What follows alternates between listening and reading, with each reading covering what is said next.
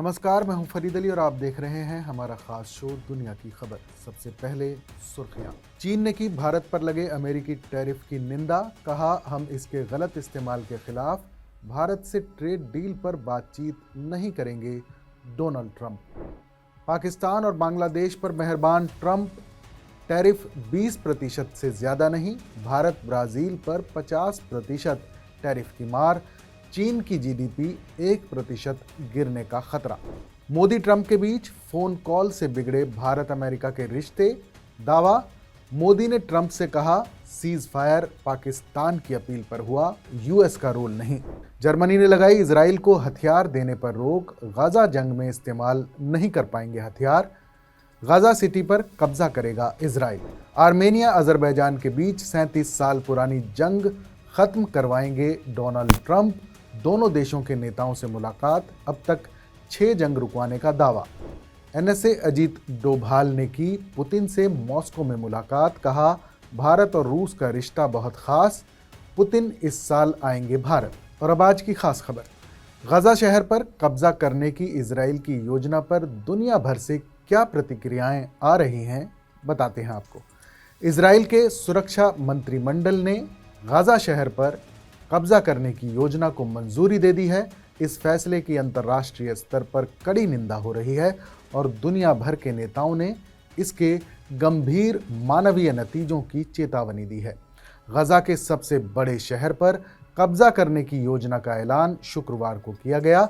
एक दिन पहले प्रधानमंत्री बेंजामिन नेतन्याहू ने कहा था कि इजराइल पूरे गाजा पट्टी पर मिलिट्री कंट्रोल करने का इरादा रखता है। गाजा पर अपने हमले का विस्तार करने की इजराइल की योजना से घिरे हुए इलाके में मानवीय तबाही और बढ़ने की आशंका है, जिससे भूखमरी के संकट के बीच बड़े पैमाने पर पलायन की लहर शुरू हो सकती है। इजराइल की इस योजना पर दुनिया के कई देशों ने प्रतिक्रिया दी है।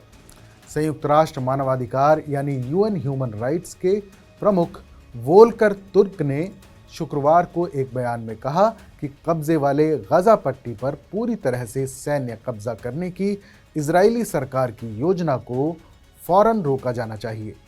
तुर्क ने आगे कहा, यह अंतर्राष्ट्रीय न्यायालय यानी इंटरनेशनल कोर्ट ऑफ जस्टिस के उस फैसले के खिलाफ है जिसमें कहा गया था कि इजराइल को जल्द से जल्द अपना कब्जा खत्म कर देना चाहिए ताकि 2 राज्यों के समाधान को लागू किया जा सके और फिलिस्तीनियों के आत्मनिर्णय के अधिकार को सुनिश्चित किया जा सके। वहीं ब्रिटिश प्रधानमंत्री कीर स्टारमर ने गाजा में सैन्य अभियान बढ़ाने के इजराइल के फैसले को गलत बताया और संयम बरतने का आह्वान किया है।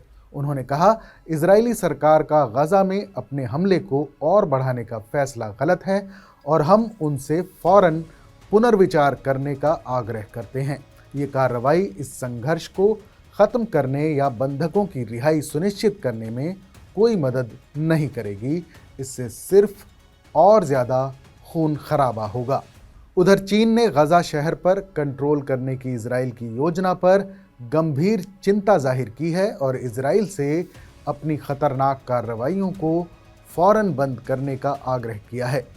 विदेश मंत्रालय के प्रवक्ता ने एएफपी को एक संदेश में बताया कि गाजा फिलिस्तीनी लोगों का है और फिलिस्तीनी इलाके का एक अटूट हिस्सा है। उन्होंने आगे कहा, गाजा में मानवीय संकट को कम करने और बंधकों की रिहाई सुनिश्चित करने का सही तरीका तत्काल युद्ध विराम है। नेतन्याहू की इस टिप्पणी पर कि इजरायली सेना पूरे गाजा पट्टी पर कंट्रोल कर लेगी, ऑस्ट्रेलिया ने भी चेतावनी दी है। कैनबरा की तरफ से कहा गया है कि इस विस्तार से गाजा में मानवीय संकट और गहरा जाएगा। विदेश मंत्री पेनी वोंग ने फौरन युद्ध विराम की मांग को दोहराते हुए कहा कि स्थायी रूप से जबरन विस्थापन अंतर्राष्ट्रीय कानून का उल्लंघन है।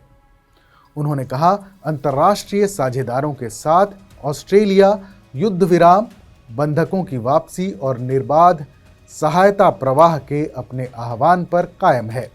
वोंग ने फिलिस्तीनी राज्य के लिए ऑस्ट्रेलिया के बढ़ते समर्थन को भी दोहराया है। फिनलैंड की विदेश मंत्री एलिना वाल्टोनन ने गाजा में बिगड़ते मानवीय संकट पर गहरी चिंता जाहिर की और आसन्न अकाल की चेतावनी दी। रॉयटर्स के मुताबिक वाल्टोनन ने कहा कि हमें गजा में फौरन युद्ध विराम और इजरायली बंधकों की तत्काल रिहाई की उम्मीद है।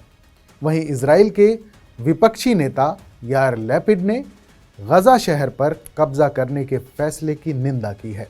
उन्होंने एक्स पर एक पोस्ट किया कि ये एक ऐसी आपदा है जो कई और आपदाओं को जन्म देगी, और प्रधानमंत्री बेंजामिन नेतन्याहू पर दक्षिणपंथी मंत्रियों के दबाव में झुकने का आरोप लगाया।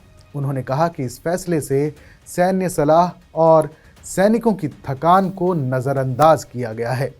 उन्होंने आगे लिखा, आज रात का कैबिनेट का फैसला जो आईडीएफ के चीफ ऑफ जनरल स्टाफ के रुख के विपरीत है, आने वाली पीढ़ियों के लिए एक मुसीबत है। और अब बात ईरान में बढ़ते मोसाद के नेटवर्क की। ईरान के लोगों को अपना एजेंट कैसे बना रहा है मोसाद, सामने आई पूरी डिटेल। इजराइल और ईरान के बीच 12 दिनों तक चली हालिया जंग में ईरान के कई न्यूक्लियर साइंटिस्ट्स और मिलिट्री कमांडरों का कत्ल हुआ। कहा गया कि इजराइल ने अपने जासूसों को ईरान में तैनात करके रखा था, जो युद्ध के दौरान ईरान के डिफेंस सिस्टम को कमज़ोर करने में अहम वजह बनी। इन ऑपरेशनों का श्रेय मोसाद को दिया जा रहा है, जिसके बारे में कहा जाता है कि उसने ईरान के सुरक्षा ढांचे में गहरी पैठ बना ली है।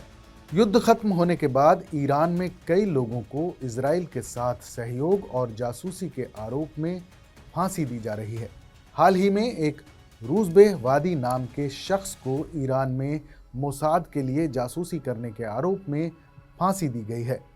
ईरानी न्यायपालिका ने बताया है कि कैसे इजराइल ईरानी लोगों को मोसाद का एजेंट बना रहा है। बीबीसी की एक रिपोर्ट के मुताबिक साल 2011 में 3 ईरानी परमाणु वैज्ञानिकों अब्दुल हमीद मिनूचेहर, अहमद रजा जोल्फगारी दरियानी और रूज़बेहवादी ने 18वें ईरानी परमाणु ऊर्जा सम्मेलन में एक जॉइंट रिसर्च पेपर पेश किया। 14 साल बाद ये तीनों इस दुनिया में नहीं रहे। 2 की हत्या इजराइल ने की और 1 को ईरान ने फांसी दी। 13 जून की सुबह ईरान पर हमले के पहले ही घंटों में इजराइल ने मिनूचेहर और जोल्फगारी को मार गिराया था। इसके 7 हफ्ते बाद रूज़बेहवादी को 5 अगस्त की सुबह मोसाद के लिए जासूसी के आरोप में फांसी दे दी गई। फांसी के ऐलान के बाद ईरानी टीवी के एक कार्यक्रम में रूज़बेहवादी को एक वीडियो में अपना गुनाह कबूल करते हुए देखा गया। वीडियो में उसने माना कि मोसाद को उसने उस परमाणु केंद्र से जुड़ी जानकारी दी थी जिसे इजराइल ने युद्ध में निशाना बनाया था, और एक ईरानी परमाणु वैज्ञानिक से संबंधित जानकारी भी साझा की थी। ईरानी न्यायपालिका का दावा है कि रूज़बेहवादी ने मोसाद से संपर्क करके एक वर्चुअल सोशल नेटवर्क के जरिए ये काम किया। इसके बाद वो ट्रेनिंग कोर्स के बहाने वियना गया, जहां उसने मोसाद अधिकारियों से 5 बार मुलाकात की। हालांकि न्यायपालिका के बयान में कई अहम सवाल के जवाब नहीं हैं। सबसे बड़ा सवाल ये है कि वादी कितने समय से हिरासत में था। ईरानी ह्यूमन राइट्स ऑर्गेनाइजेशन के मुताबिक उसे 2024 की सर्दियों के बीच यानी फरवरी के आसपास गिरफ्तार किया गया था और तभी से जेल में रखा गया था। फिलहाल इतना ही। हमारे इस खास शो पर अपनी राय हमें ज़रूर बताइएगा। बाकी देश और दुनिया की तमाम बड़ी खबरों के लिए देखते रहिए TV9 डिजिटल।